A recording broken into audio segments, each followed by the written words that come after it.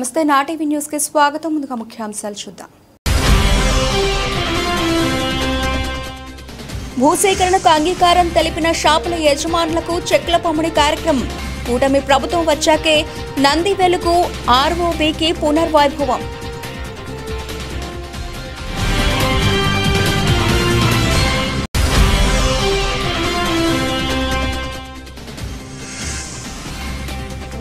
Barley పొగాకును వెంటనే కొనుగోలు చేయాలని మే 5వ తేదీన సీఎం కార్యాలయం ముట్టడి. ఆంధ్రప్రదేశ్ రైతు సంఘాల సమన్వయ సమితి పిలుపు.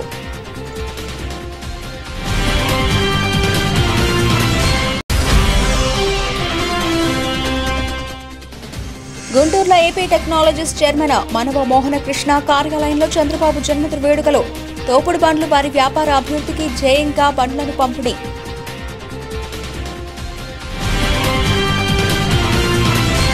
శంకర్ విలాస్ వంతెన విస్తరణలో భాగంగా భూసేకరణకు అంగీకారం తెలిపిన షాపుల యాజమాన్యాలకు చెక్ల పంపిణీ కార్యక్రమం నగరపాలక సంస్థ కార్యాలయంలోని కౌన్సిల్ హాల్లో సోమవారం నిర్వహించారు. నంది వెలుగు బ్రిడ్జ్ 2014లో మంజూరు అయితే 2017 వరకు పనులు జరిగాయి. ఆ తర్వాత వచ్చిన ప్రభుత్వం వల్ల మొత్తం ప్రక్రియ మూలన పడింది.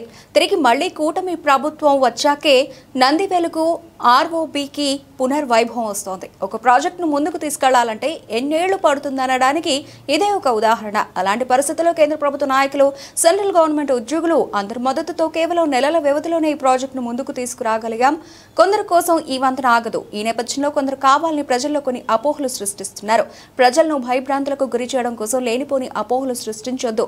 ఈ కార్యక్రమంలో ఎమ్మెల్యేలు మహమ్మద్ నజీర్ అహ్మద్, గల్లా మాధవి, బి రామాంజనేయులతో పాటు collector Nagalakshmi, municipal commissioner Puli Srinivasulu, industrial development corporation chairman Degala Prabhakar, in charge mayor Sheikh Sajila, Janasena party Guntur జిల్లా అధ్యక్షులు వెంకటేశ్వరరావు తదితరులు పాల్గొన్నారు.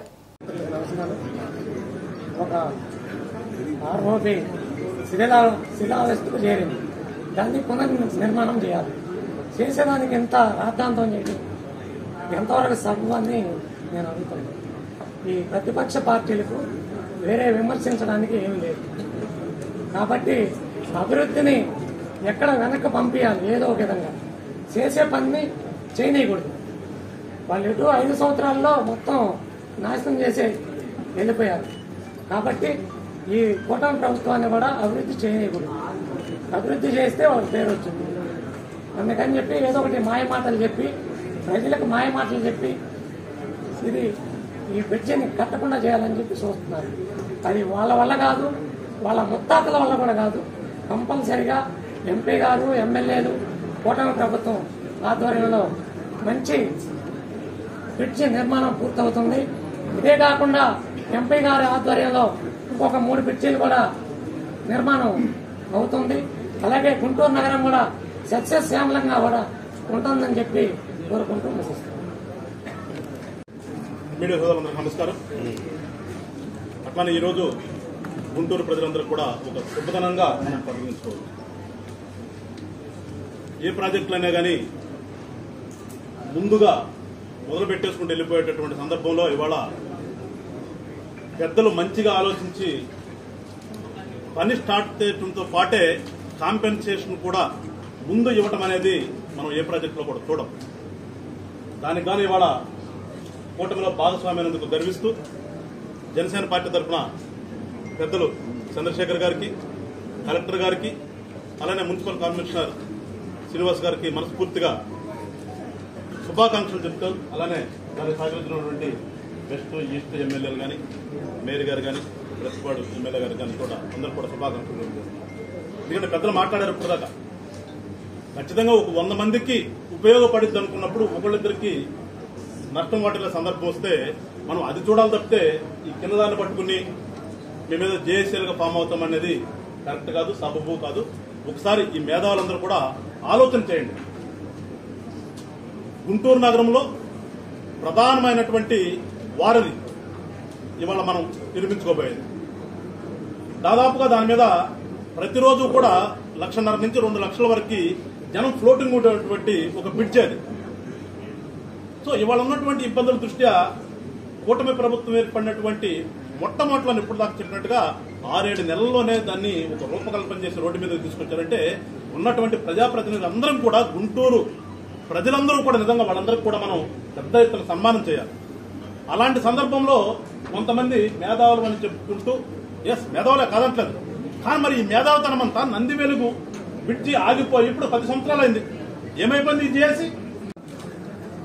ఈ 10 నెలల కాలంలో కూటమి ప్రభుత్వం ఏర్పడిన తర్వాత మన గుంటూరు జిల్లానే కాదు ఈ రాష్ట్రం యొక్క అభివృద్ధిగా, అదేవిధంగా ప్రజల యొక్క అదృష్టంగా మనకు కేంద్ర మంత్రివర్యులు పెమ్మసాని చంద్రశేఖర్ గారు మరి ఈ 10 నెలలుగా చేసినటువంటి అభివృద్ధిని ఒకసారి చూసినట్లయితే ముఖ్యమైనటువంటి విషయం, అమరావతికి పక్కనున్నటువంటి గుంటూరు మహానగరాన్ని ఒక విశ్వనగరంగా, ఇటు అమరావతి, గుంటూరు, కృష్ణా ఈ 3 కలిపితే చంద్రబాబు నాయుడు గారి విజన్లో 2047 నాటికి ఇది ఒక విశ్వనగరంగా 1 కోటి జనాభా పైగా ఉండాల్సినటువంటి నగరానికి అన్ని వసతులు కల్పించాలి, వరల్డ్లో నంబర్ 1 సిటీగా మార్చాలనేటువంటి ఉద్దేశంతో ఆయన యొక్క విజన్లో భాగంగా మన మంత్రివర్యులు చంద్రశేఖర్ గారు ఎంతో కష్టపడి ఇప్పుడు ప్రజలకు ఏ రకమైనటువంటి ఇబ్బందులు జరగకూడదు భవిష్యత్తులని 4 బ్రిడ్జిలు ఏర్పాటు చేయడం అనేటువంటి జరిగింది. ఈ 4లో అన్ని కూడా పూర్తి అవుతాయి, ఏవి కూడా ఆగవు. కాబట్టి ఇక్కడ మనం మాట్లాడాల్సింది ఏంటంటే ఈ బ్రిడ్జిల శాంక్షన్లో కేంద్ర ప్రభుత్వము, రాష్ట్ర ప్రభుత్వము టెక్నికల్గా అన్ని ఆలోచించి నిర్ణయం చేసినటువంటి అంశం. సో టెక్నికల్గా ఎవ్వరికీ మాట్లాడే అర్హత లేదు. ఎందుకంటే విమర్శకులకు నేను చెప్తున్నా, వాళ్ళు గత 5 సంవత్సరాలుగా కనీసం వచ్చినటువంటి డిపిఆర్లు కూడా వెనక పంపించినటువంటి ప్రబుద్ధులు, వైసీపీ ప్రబుద్ధులు, శాంక్షన్కు నోచుకొని అంటే ఒక్క మాట పోయి అడిగింటే వచ్చేటటువంటి శాంక్షన్స్ కూడా మోకాలు అడ్డేసేసి వెనక్కి పంపించినటువంటి ప్రబుద్ధులు ఈరోజు మిగిలిన వారికి కూడా నేను కోరుకునేది ఏంటంటే సాధ్యమైనంత వరకు ప్రభుత్వం మీకు కాంపెన్సేషన్ ఇస్తుంది. మీరు లేనిపోనివి అంటే ప్రజలను కన్ఫ్యూజ్ చేయడం కోసం అర్థం పర్థం లేని ఆరోపణలు తీసుకొచ్చి అపోహలు కల్పించొద్దు. ఎందుకంటే మీరేం చెప్తా ఉన్నారు, ఆర్యూబీ కట్టాలంటున్నారు. ఫస్ట్ ఈ బ్రిడ్జి 70 ఏళ్ల క్రితం కట్టినటువంటి బ్రిడ్జి ఆర్యూబీ కట్టాలంటే ఇవన్నీ తొవ్వి తీయాలి. ఉన్న బ్రిడ్జికి డ్యామేజ్ అయ్యేటువంటి పరిస్థితి ఒకటి. పోనీ మీరు చెప్పినట్టు ఆర్యూబీ పర్మిషన్ తీసుకొచ్చి కట్టామే అనుకోండి, రేపు మళ్ళీ అంటే ఇంకా ఆర్ఓబీ వద్దా, రేపు ఆర్ఓబీ కట్టాలంటే మళ్ళీ ఆ రోజు ఆర్యూబీ క్లోజ్ చేయాలి. ఆర్యూబీ క్లోజ్ చేయకుండా బ్రిడ్జ్ కట్టలేదు పెద్దది. సో ఆర్యూబీ కట్టాలన్నా కూడా మీరు ఎక్కడక్కడ అన్ని ప్రాంతాల్లో ఆర్యూబీలు చూస్తూ ఉన్నారు. వాటర్ స్టోరేజ్ ప్రాబ్లమ్స్ కానీ ఇవన్నీ ఉన్నాయి. అంత పెద్ద బ్రిడ్జి ఆర్యూబీ కట్టిన తర్వాత మళ్ళీ ఆర్ఓబీ కట్టాలంటే ఆ కాలమ్స్ కానీ ఇవన్నీ కూడా ఇంజనీర్లే చెప్తున్నారు, అది కరెక్ట్ పద్ధతి కాదు అని చెప్తా ఉన్నారు. సో ఇది ఎటువంటి జరిగేటువంటి పరిస్థితి కాదు. 2 సార్లు వాళ్ళు చెప్పిన ప్రతి దానికి ఒక సొల్యూషన్ చూపించాం. ఒరిజినల్ డిజైన్ లో ఆర్యూబీ లేదు, లేకపోతే మేము ఏం చేసామంటే 2 కాలమ్స్ తీసుకొని మీరు ఫ్యూచర్ లో ఆర్యూబీ కట్టే విధంగా ప్రొవిజన్ తీసుకోమని చెప్పాం. అలా డిజైన్ లో అది ఇంక్లూడ్ చేసాం. సో ఎట్టి పరిస్థితుల్లో ఫ్యూచర్ లో ఒకవేళ ఆర్యూబీ కావాలంటే కంపల్సరీగా కట్టొచ్చు. ఒకటి. రెండోది అండర్ పాసులు సరిగా లేవన్నారు. అండర్ పాసులు మొత్తం 3 జీజీహెచ్ హాస్పిటల్ కి 44 అడుగుల వెడల్పుతో అండర్ పాస్ తీసుకున్నాం. అరండల్పేట 4వ లైన్కి 60 అడుగులు వెడల్పు అండర్ పాస్ తీసుకున్నాం. అరండల్పేట 5వ లైన్కి 44 అడుగులు అండర్ పాసులు తీసుకున్నాం. బ్రిడ్జి లెంత్ తక్కువ అంటున్నారు. బ్రిడ్జి లెంత్ ఒకప్పుడు 430 మీటర్లు, ఈ రోజు 930 మీటర్లు, అంటే డబల్ చేశాం. నేను వీళ్ళేమంటారు, ఎక్కడి నుంచో 1 కిలోమీటర్ 2 కిలోమీటర్లు కట్టమంటారు. అంటే అది ఫ్లైఓవర్ అవుతుంది కానీ అది ఆర్ఓబీ అవ్వదు. ఫ్లైఓవర్ అవసరం దృష్ట్యా ఇస్తారు తప్పించి మనకు కావాల్సినట్టు ఇవ్వరు. ఒకటి. రెండోది, ఇప్పటికే ఈ కొంచెం కట్టిన దానికే చుట్టుపక్కల ఉన్నటువంటి షాపుల వాళ్ళు జీవనోపాధి కోల్పోతా ఉన్నారు. దీన్ని 1 కిలోమీటర్ 2 కిలోమీటర్లు ప్రొలాంగ్ చేస్తే మిగిలిన వ్యాపారాలన్నీ దెబ్బతింటాయి. అంటే వాళ్ళు దెబ్బతినే పరిస్థితి వస్తే మళ్ళీ వాళ్ళు వచ్చి కోర్టుల్లో కేసేస్తే ఈ బ్రిడ్జ్ ముందుకెళ్లకుండా చేయాలనేటువంటి ఒక ఆలోచన. మూడోది, సర్వీస్ రోడ్లు ఏమంటున్నారు. సర్వీస్ రోడ్లు ఇప్పుడున్న దానికంటే టోటల్ మాస్టర్ ప్లాన్ లో 120 ఫీట్ ఉంది. అటు 25 అడుగులు ఇటు 25 అడుగులు సర్వీస్ రోడ్స్ వస్తా ఉన్నాయి. కాబట్టి వీటి ఎక్కడా కూడా ఇంకోటి ఏం చెప్తా ఉన్నారు, ఎత్తు గ్రేడియంట్ లేదన్నారు. ఒకప్పుడు 5.9 మీటర్ల క్లియరెన్స్ ఉంది వెహికల్ పైనుంచి కిందకి వెళ్ళడానికి. ఇప్పుడు 9 మీటర్స్ పెట్టాం మేము. వెహికల్ కావాల్సింది అంటే డబుల్ డెక్కర్ బస్సు వెళ్లాలన్నా కూడా కింద నుంచి వెళ్లేటువంటి పరిస్థితి. సో ఒకటే నేను చెప్పదలుచుకునేది ఏంటంటే, ఇది మేమందరూ కూటమి ప్రభుత్వంలో ఉన్న నాయకులందరూ కూడా మా సొంత ప్రాజెక్టులాగా కూర్చొని 1కి 10 సార్లు రివ్యూ చేసి ప్రతి సమస్యని క్షుణ్ణంగా పరిశీలించి చేసినటువంటి ప్రాజెక్ట్ ఇది. గుంటూరు ప్రజలందరికీ నేను ఒకటే విజ్ఞప్తి చేస్తా ఉన్నాను, పొరపాటున కూడా ఇక్కడ ఉన్న వాళ్ళం ఎవ్వరం కూడా తప్పు చేసేటువంటి వ్యక్తులం కాదు. ఏది చేసినా కూడా ఇంత సొంత ఒక 0% కూడా సొంత లాభం చూసుకోకుండా ప్రజల గురించి ఆలోచించి చేసే వ్యక్తులం మేము. కాబట్టి మీరు అపోహలు నమ్మొద్దు. బ్రిడ్జ్ అయిపోయిన తర్వాత చూడండి, అద్భుతంగా ఉంటుంది. అదేవిధంగా అతి తక్కువ టైంలో కూడా చేసే బాధ్యత మేము తీసుకుంటాం. దయచేసి అందరూ కూడా సహకరించాలని మనస్ఫూర్తిగా కోరుకుంటా ఉన్నాను. ఎవరైతే వేరే వాళ్ళ నుండి అపోహలు సృష్టిస్తారో వాళ్ళకు కూడా ఒకటే చెప్తా ఉన్నాను, దయచేసి మీరు అడ్డుపడద్దు. చేయాలనుకున్న కార్యక్రమం ఎట్టి పరిస్థితుల్లో ఆగదు. ఆగని దాని గురించి మీరు అడ్డుపడి ఇటుబడి చెడవటం తప్పించి సమాజంలో ఉపయోగం కూడా ఉండదని తెలుపుకుంటూ అందరికీ ఈ కార్యక్రమానికి వచ్చిన వాళ్ళందరికీ కూడా మనస్ఫూర్తిగా అభినందనలు తెలుపుకుంటూ సెలవు తీసుకుంటున్నాను. Thank you. చూస్తే నంది వెలుగు బ్రిడ్జ్ అనేది కూటమి ప్రభుత్వం ఉన్నప్పుడు కూడా 2014లో శాంక్షన్ అయితే వర్క్ స్టార్ట్ అవడానికి 2017 వరకు పట్టింది. అంటే ఒక బ్రిడ్జ్ తీసుకొచ్చిన తర్వాత financial sanction, administrative sanction, tender process, ఇవన్నీ కూడా అవ్వాలి అంటే జనరల్ గా 2-3 సంవత్సరాల టైం పడుతుంది ఎక్కడైనా చూస్తే మీరు. అలాంటిది 6 నెలల కాలంలో మొత్తం ప్రక్రియని కంప్లీట్ చేశాం మేము. ఎమ్మెల్యేలు కానీ, ఇక్కడ అధికారులు కానీ, కలెక్టర్ గారు కానీ, మున్సిపల్ కమిషనర్ గారు కానీ, మా ఆఫీసులో ఉండే వాళ్ళ స్టాఫ్ కానీ నిరంతరం ఫాలో అప్ చేస్తే ఈరోజు టెండర్ ప్రక్రియ కూడా పూర్తయి బ్రిడ్జ్ కన్స్ట్రక్షన్ కావాలనుకుంటే రేపొద్దున స్టార్ట్ అయ్యేటువంటి పరిస్థితిని తీసుకొచ్చాము ఫస్ట్ టైం. అయితే ఇందులో కొంతమంది కొన్ని అపోహలు సృష్టిస్తా ఉన్నారు. నేను ఒకటే చెప్తా ఉన్నా, మీకు కొంతమందికి బ్రిడ్జ్ వల్ల అక్కడ ఎప్పటి నుంచో మీకు జీవనోపాధి ఉన్నటువంటి వ్యాపారాలు దెబ్బతింటున్నాయి. నేను కాదనటం లేదు, మాకు బాధగానే ఉంది. అయితే ఇది విశాల దృక్పథం.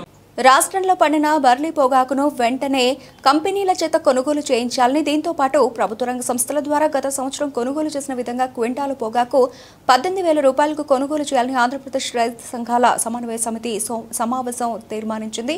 ఈరోజు గుంటూరులోని కొత్తపేటలో గల మల్లయ్య లింగం భవన్లో ఆంధ్రప్రదేశ్ రైతు సీనియర్ అధ్యక్షతన రైతు సంఘ నాయకుల అధ్యక్షతన వై కేశవరావు సమావేశం జరిగింది. ఈ సమావేశంలో వైట్ బార్లీ, నల్ల బార్లీ పొగాకును సాగు చేసిన రైతులు అమ్ముకోవడంలో ఎదుర్కొంటున్న సమస్యలను చర్చించింది. ఈ సందర్భంగా ఆంధ్రప్రదేశ్ రైతు సంఘం రాష్ట్ర ప్రధాన కార్యదర్శి కేవీపీ ప్రసాద్ మాట్లాడుతూ, గత సంవత్సరం క్వింటాలు పొగాకు 18,000 రూపాయలకు కొనుగోలు చేశారని, ఈ సంవత్సరం 4,000 నుండి 5,000 రూపాయలకు మాత్రమే కొనుగోలు చేయడం ద్వారా రైతులు తీవ్రంగా నష్టపోతున్నారన్నారు. నల్ల బార్లీ పొగాకును అడిగే నాదుడే లేడన్నారు. రాష్ట్ర ప్రభుత్వం తక్షణమే పొగాకు కంపెనీలతో సంప్రదించి గత సంవత్సరం కొనుగోలు చేసిన విధంగా ప్రస్తుతం బార్లీ పొగాకును కొనుగోలు చేసేందుకు తక్షణమే చర్యలు చేపట్టాలని డిమాండ్ చేశారు. ఈ కార్యక్రమంలో ఆంధ్రప్రదేశ్ రైతు సంఘం రాష్ట్ర అధ్యక్షులు వి కృష్ణయ్య, కౌలు రైతుల సంఘం రాష్ట్ర కార్యదర్శి వై రాధాకృష్ణ, రైతు సంఘం గుంటూరు జిల్లా అధ్యక్ష ప్రధాన కార్యదర్శులు కొల్లి రంగారెడ్డి, పచ్చల శివాజీ, రైతు సంఘం ప్రకాశం జిల్లా అధ్యక్ష ప్రధాన కార్యదర్శులు వి హనుమారెడ్డి, కె వీరారెడ్డి, పల్నాడు జిల్లా రైతు సంఘం అధ్యక్షులు తాళ్లూరి బాబురావు, రైతు సంఘం జిల్లా కార్యదర్శి కంచుమాటి అజయ్, ఆంధ్రప్రదేశ్ కౌలు రైతు సంఘం అధ్యక్ష ప్రధాన కార్యదర్శులు K Vittal Reddy, PV Jagannath, retired professor N Venugopal, రైతు సంఘ నాయకులు జొన్నలగడ్డ రామారావు తదితరులు పాల్గొన్నారు. ఇది మొత్తం ప్రజలకు అవసరమైనటువంటి ఆహార ధాన్యాలు పంటలు మొత్తం కూడా పొగాకు తాగేటటువంటి వాళ్ళకి ఎక్స్పోర్ట్ కి అమ్ముకునేటటువంటిది. అలాంటిది ఎక్కడ ఎక్స్పోర్ట్ ఉంది, ఎక్కడ డిమాండ్ ఉంది, ఇవన్నీ కూడా ప్రభుత్వం బాధ్యత తీసుకోవాలి. ఇక్కడ వేసినటువంటి రైతులకి న్యాయం చేయాలి. అట్లాంటిది ఈ మల్టీనేషనల్ కంపెనీకి రైతులకి మధ్య ప్రభుత్వమే బాధ్యత వహించి చర్చించి రైతులకి నష్టం లేకపోతే అప్పులు పాలవడం తప్ప ప్రభుత్వం లేదు. కనీసం 15,000 అన్నా ఉంటే ఆ పెట్టుబడులు బాను ఎంతో కొంత ఆయన జీవన ఖర్చుల కన్నా వచ్చేటటువంటిది పరిస్థితి. కానీ దీని మీద మన ఎవరు చెప్పినట్టు ముందు ఆ జిల్లాల్లో రైతులతో సమావేశాలు జరపాలి. ఆ తర్వాత ఉమ్మడిగా ఒక ప్రాంతాన్ని ఎంచుకొని మనం ఆందోళన నిర్వహించాలి. అది గుంటూరు కేంద్రంగానే అయితేనే బాగుంటుందని చెప్పేసి అనుకుంటున్నాం.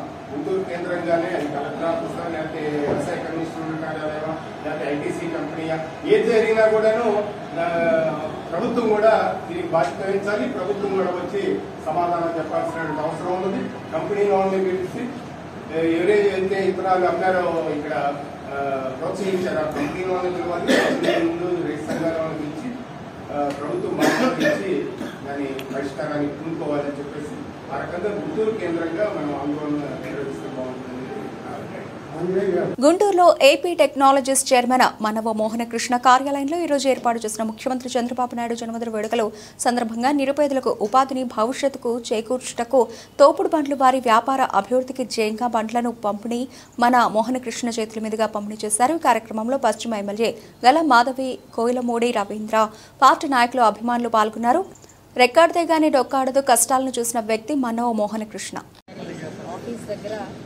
నిన్న చంద్రబాబు నాయుడు గారి పుట్టినరోజు సందర్భంగా ఈరోజు ఒక 75 మందికి, అంటే ఆయన 75వ జన్మదినాన్ని పురస్కరించుకొని 75 మందికి అర్హులైన వాళ్ళందరికీ కూడా తోపుడు బళ్ళని పంపిణీ చేయడం జరిగింది.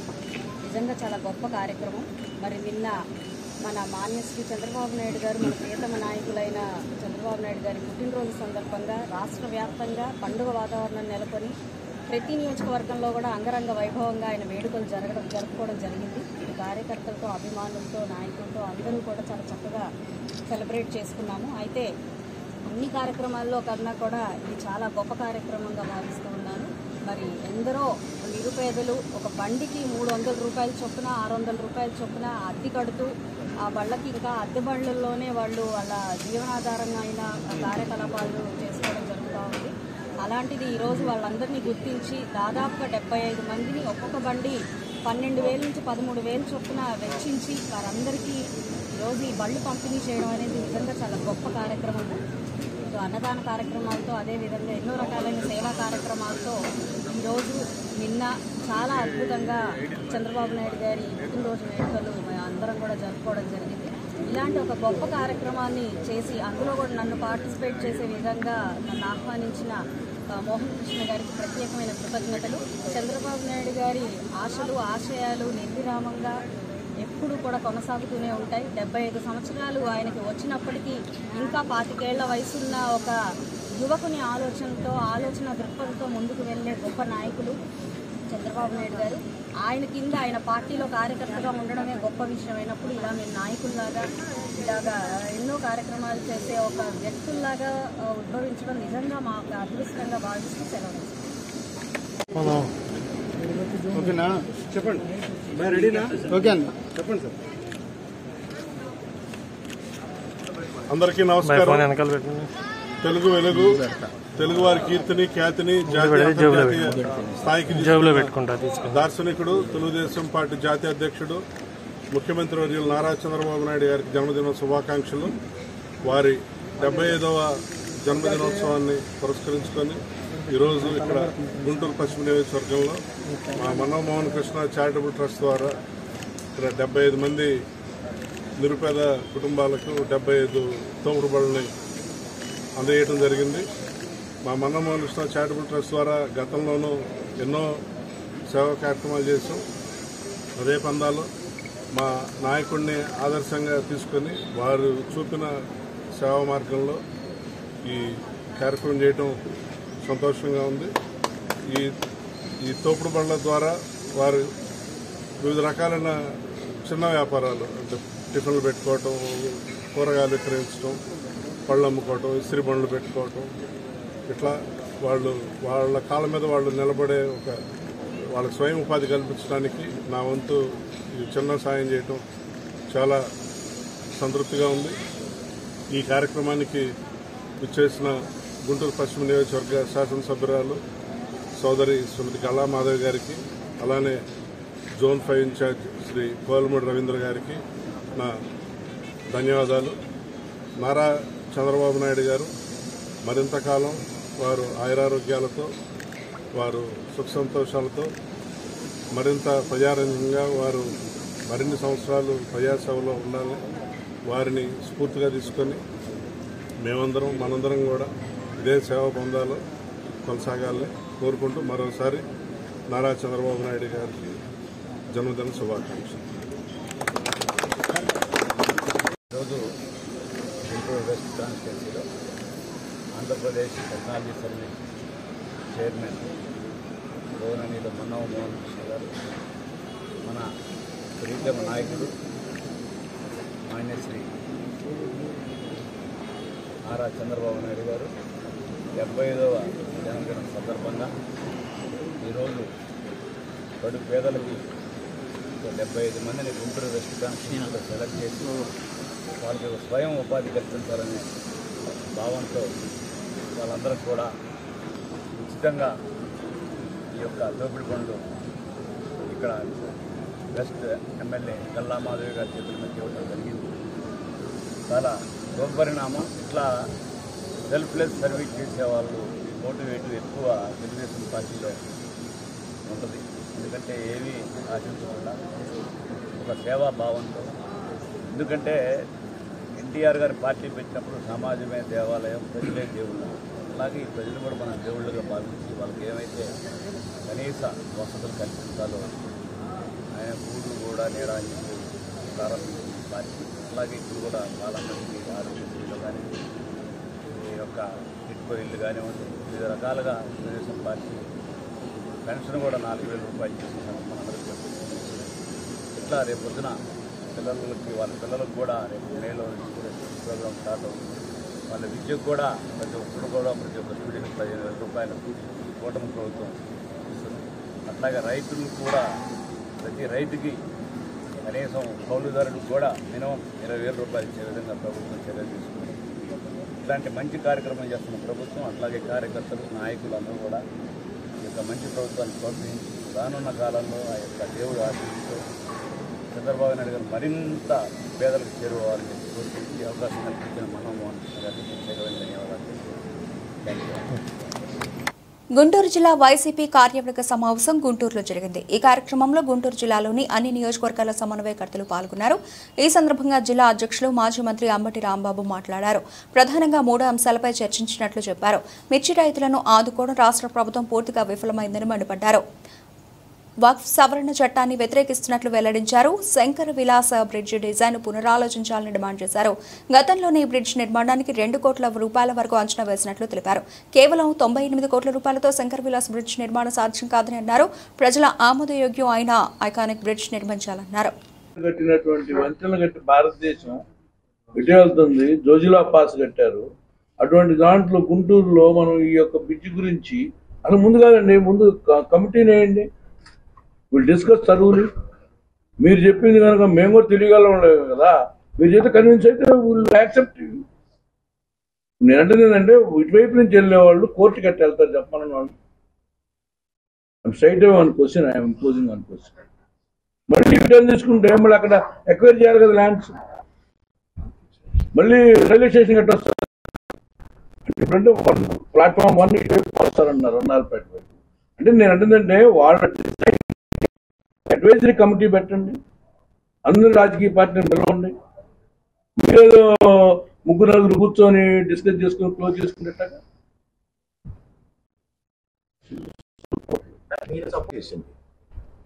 మోసం చేసింది, అబద్ధాలు చెప్పింది.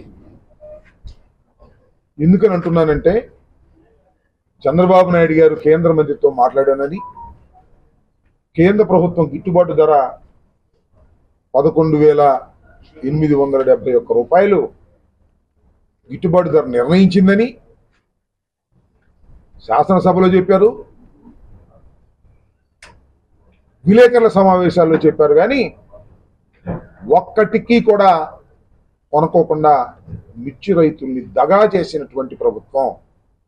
ఈ ప్రభుత్వ చర్యని మరోసారి తీవ్రంగా ఖండించేటటువంటి కార్యక్రమం ఈ సమావేశం చేసిందని మనం చేస్తున్నాము. రెండో అంశం ఏమిటి? Our country is a secular country.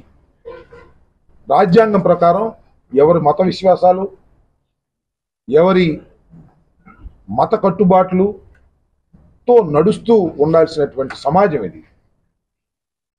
ఇది మతపరమైన రాజ్యం కాదు. ముస్లిం హక్కులలో ఇంటర్ఫీర్ అయ్యే విధంగా బిల్లు తీసుకురావడాన్ని మరోసారి ఈ సమావేశం తీవ్రంగా ఖండిస్తుంది. వారి మతానికి సంబంధించినటువంటి వక్ఫ్ ఆస్తుల్లో ప్రభుత్వాలు జోక్యం చేసుకోవటం కానీ, మరొక మతస్థులు జోక్యం చేసుకోవటం కానీ తప్పు అనేదాన్ని మరోసారి ఈ జిల్లా సమావేశం ఖండిస్తుంది. మూడవది, మన గుంటూరు పట్టణానికి సంబంధించినటువంటి ఫ్లైఓవర్ రైల్వే బ్రిడ్జ్ అప్పుడు 167 కోట్ల రూపాయలతో ఒక ఐకానిక్ బ్రిడ్జిని ప్రపోజ్ చేసింది. అది లెంగ్త్ చాలా పెచ్చు, 2 అండర్ పాసులు సింగిల్ పిల్లర్తో ఏర్పాటు చేశారు. అది ఆ రోజుల్లో 2014-19 కాలంలో 167 కోట్లకు ఇప్పుడున్నటువంటి కూటమి ప్రభుత్వ మనుషులే ప్రపోజ్ చేశారు. మరి కాలం గడిచిన తర్వాత అవసరాలు పెరుగుతాయి కదా, ఇంకా లేటెస్ట్గా ఉండాల్సింది పోయి 98 కోట్లతోనే పూర్తి చేయాలని అనుకోవటం అనేది చాలా నష్టాన్ని చేకూరుస్తుంది. కాబట్టి పునరాలోచించండి. పునరాలోచించి ఆ రోజున మీరు 167 కోట్ల రూపాయలతో మీరు ప్రపోజ్ చేసింది ఇవాళ 167 కోట్ల రూపాయలతో కాకపోవచ్చు, డబల్ అవ్వచ్చు. అయినా 300 కోట్లైనా అలాంటి ఐకానిక్ సింగిల్ పిల్లర్ బ్రిడ్జ్ 2 ఆర్యూబీలతో కలిపి చేస్తే తప్ప పట్టణానికి ఉపయోగం జరగకపోగా నష్టం జరుగుతుంది. దీన్ని పునరాలోచించమని డిమాండ్ చేయడం జరుగుతుంది. సరే, ఇవాళ నేను చూశాను, ఎవరు చెప్పినా ఆగదు, మేము చేసేస్తాం. ఏంటి, మీరే నష్టపోతారు, మీకు మంచి పేరు రాదు. మీరు అభివృద్ధికి అడ్డుపడుతున్నాం అనేటువంటి మాట మాట్లాడుతున్నారు. అభివృద్ధికి అడ్డుపట్టడం కాదు ఇది. దీన్ని we will educate the people. మొన్న జేఏసీ ఏర్పడ్డారు, జాయింట్ యాక్షన్ కమిటీ. దానికి మమ్మల్ని కూడా ఆహ్వానించారు.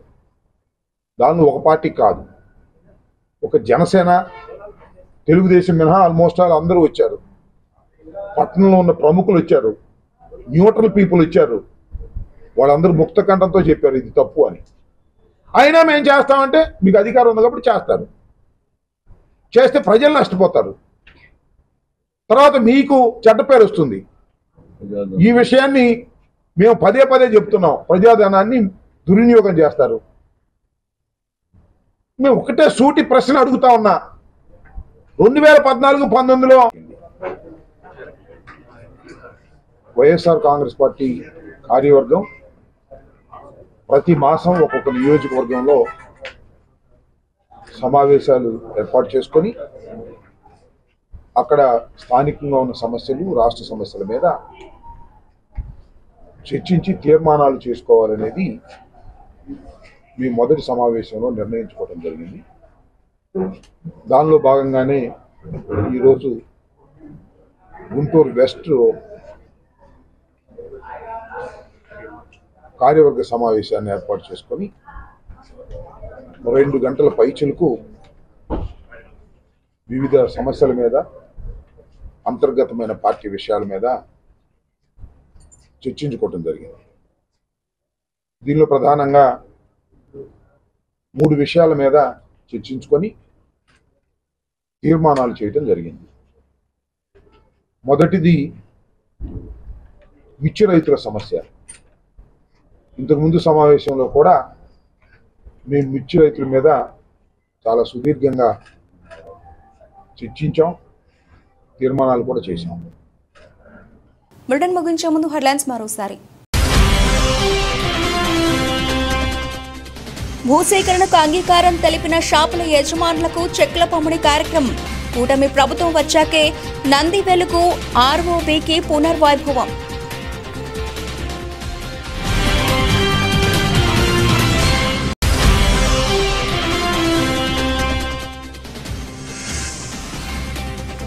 బార్లీ పొగాకును వెంటనే కొనుగోలు చేయాలని మే 5వ తేదీన సీఎం కార్యాలయం ముట్టడి.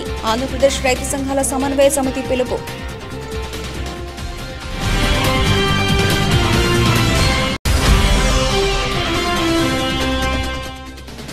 గుంటూరులో ఏపీ టెక్నాలజీస్ చైర్మన్ మనవ మోహన కృష్ణ కార్యాలయంలో చంద్రబాబు జన్మదిన వేడుకలు.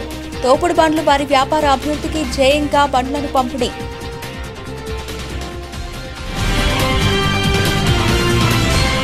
ఇవే ఇప్పటివరకు నడిచిన అప్డేట్స్. మరిన్ని అప్డేట్స్తో మళ్ళీ కలుద్దాం. అంతవరకు సెలవు. నమస్తే.